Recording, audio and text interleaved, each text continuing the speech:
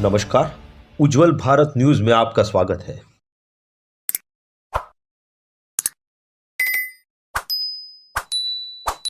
नमस्कार, उज्जवल भारत न्यूज़ में आपका स्वागत है। बिहार विधानसभा चुनाव में एक नया ही रूप देखने को मिला है।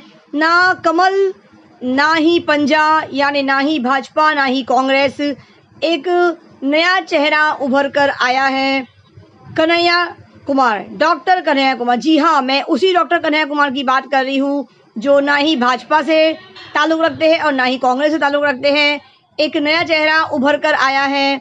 आइए देखते हैं, उनकी पूरी स्पीच सुनते हैं। वो क्या कह रहे हैं बिहार के आम नागरिक से, वो किस बात के लिए अपील कर रहे हैं। इस विधानसभा चुनाव से पहले उनकी क्या नीति है, वो बिहार को, बिहार की जनता को वो क्या विश्वास दिलाना चाहते हैं। बिहार की जनता के लिए उन्हें कौन से काम करने हैं, वो कौन से काम जो है वो अधूरे रह गए हैं। बिहार में सब कुछ सक्षम होने के बावजूद भी आज वहाँ पे विकास कहाँ पे नहीं हुआ है, कौन क्षेत्र में विकास नहीं हो पाया है। उनकी ये बात बहुत सच है कि सर्वाधिक यूपीएससी की परीक्षाएं उत्तीर्ण होने वाले वो बिहार के बंदे ही है, बिहार के व्यक्ति, बिहार के विद्यार्थी ही होते हैं। सरकारी नौकरी में जो बड़े पद पर होते हैं वो बिहार से और राज्य से ही ताल्लुक़ रखते हैं। ये ऐसा कौन सा मुद्दा है कि बिहार में आज भी जो विकास होना चाहिए था, जिस स्तर से, जिस तेज़ गति से विकास होना चाहिए था बिहार राज्य में, वो नहीं हो पाया है।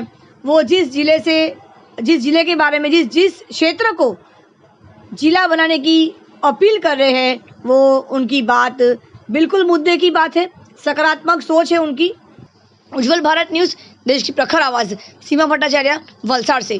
घर पे रहिए, सुरक्षित रहिए। धन्यवाद।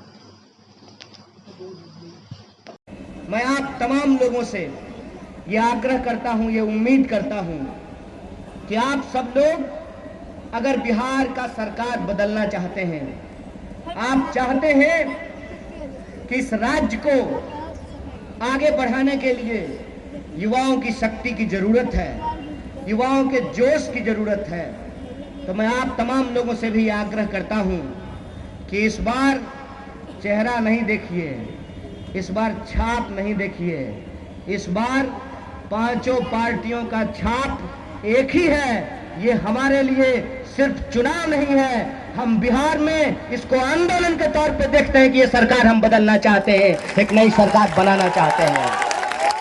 इसीलिए ये कोई पारंपरिक चुनाव नहीं है।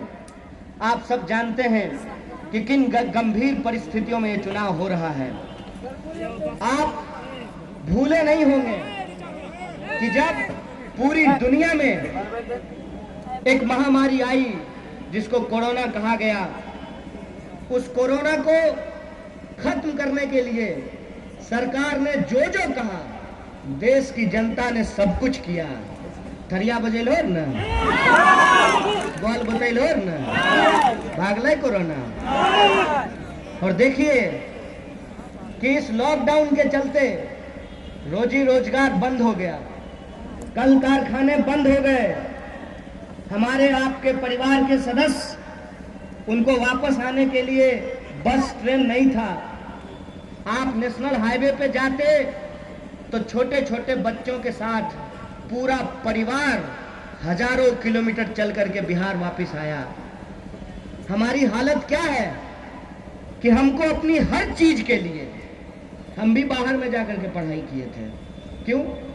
बेगूसराय में अगर विश्वविद्यालय होता तो हम बेगूसराय में नहीं पढ़ते। इसीलिए लोकसभा चुनाव जब हो रहा था तो हमने क्या मांग उठाई थी, याद कीजिए। आप तमाम लोगों के बीच हम चुनाव प्रचार करने के लिए आए थे और हमने आपको क्या कहा था कि हमारा सवाल जात और धर्म का सवाल नहीं है, हमारा सवाल इंसान और इंसानियत का सवाल है। हमारा सवाल इस बात से जुड़ा हुआ है कि हम बिहार में बेहतर शिक्षा व्यवस्था चाहते हैं। इसीलिए अपनी घोषणा पत्र में हमने दिनकर विश्वविद्यालय बेगूसराय में बनाने की मांग की थी। याद कीजिए कि हम उस वक्त भी कहते थे और आज भी कह रहे हैं कि पढ़ने के लिए बाहर जाना पड़ेगा, इलाज कराने के लिए बाहर जाना पड़ेगा। क्यों? हमारे जिले में अगर एम्स जैसा अस्पताल होता तो वैशाली एक्सप्रेस में टिकट कटा करके दिल्ली जाना पड़ता है इलाज कराने के लिए। याद कीजिए कि आपको पढ़ने के लिए, इलाज कराने के लिए और रोजी रोजगार के लिए अपना घर परिवार छोड़ करके जाना पड़ता है। अभी तो लॉकडाउन था, हजारों लोग, लाखों लोग वापिस बिहार लौट करके आए और उनके दिल में क्या दर्द था कि अगर काम मिल जाता, अगर व्यवस्था हो जाती। और देखिए हमारी हालत कि जब बंद हो गए कल कारखाने, लोग वापिस लौट करके आए और यहाँ इंतजार किए कि शायद कुछ होगा। दूर से वो भी सुनते थे, विकास का बड़ा बड़ा पोस्टर लगता है, सुशासन के बड़े बड़े दावे किए जाते हैं।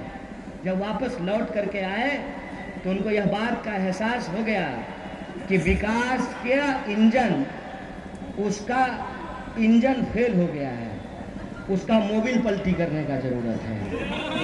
इस बात कहते हैं ना लोग कि तावा पे रखा हुआ रोटी को भी नहीं पलटिएगा तो रोटी जल जाता है।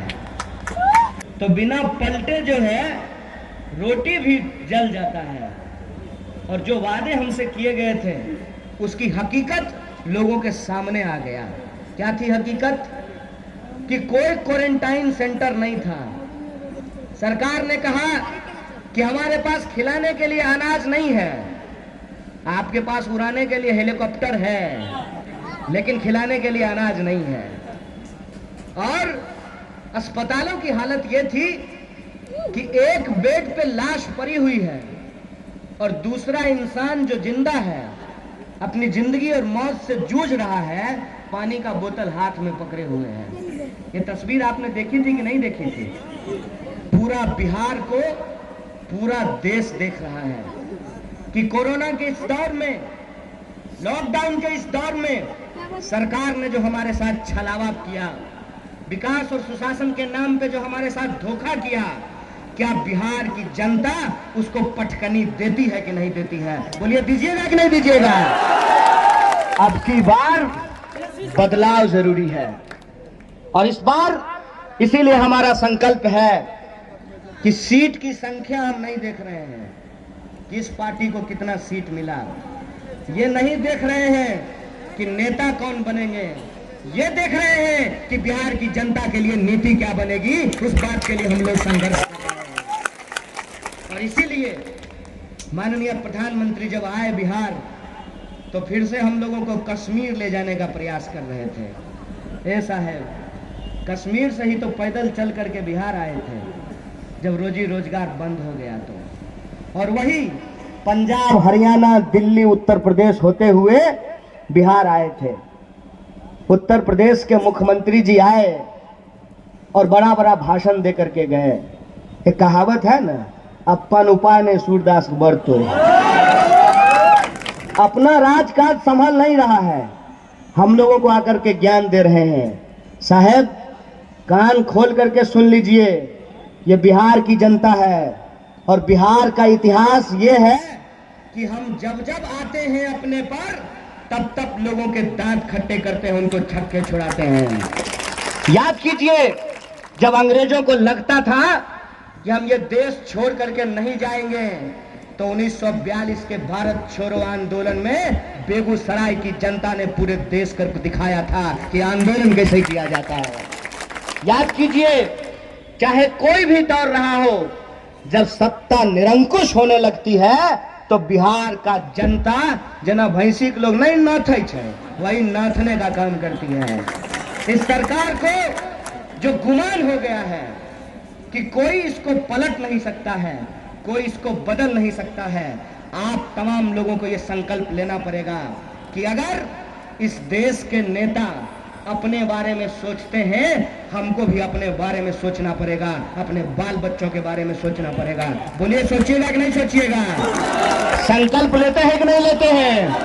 सरकार बदलना है ना, मसुआए गेलो हो, मसुआइए नहीं। हम आपके साथ एक नारा लगाना चाहते हैं।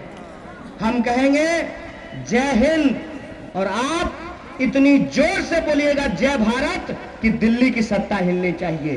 बोलिए, हिलेगी कि नहीं हिलेगी? जय हिंद, जय हिंद। हम कहेंगे जय बिहार, आप कहिएगा तय महागठबंधन। जय बिहार, जय बिहार। यह बिहार के मान सम्मान की लड़ाई है और हमारा मान सम्मान ये कहता है कि अगर आप हमसे धोखा कीजिएगा तो आपको सबक सिखाने का यही मौका है।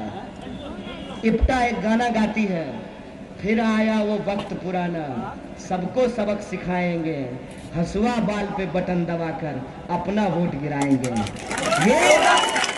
ये बात आपको अपने दिमाग में रखना होगा। जब आप 3 तारीख को मतदान करने के लिए जाइएगा तो एक